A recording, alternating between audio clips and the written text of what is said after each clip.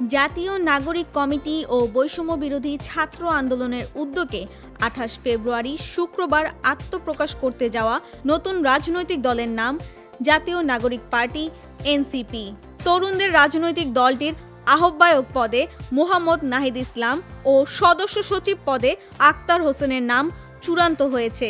এছাড়া নাসির উদ্দিন পাটোয়ারীকে প্রধান সমন্বয়কারী, হাসনাত আবদুল্লাহকে দক্ষিণাঞ্চলের মুখ্য সংগঠক ও সার্জিস আলমকে উত্তরাঞ্চলের মুখ্য সংগঠক পদে চূড়ান্ত করা হয়েছে।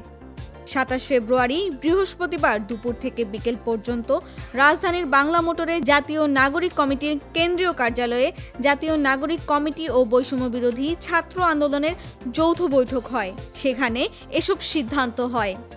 আগামীকাল ২৮ ফেব্রুয়ারি বিকেলে রাজধানীর মানিক মিয়া এভিনিউয়ের নতুন এই দলের আত্মপ্রকাশ অনুষ্ঠান হবে। সেখানে দলের শীর্ষ পদে মনোনীতদের নাম ঘোষণা করা হবে।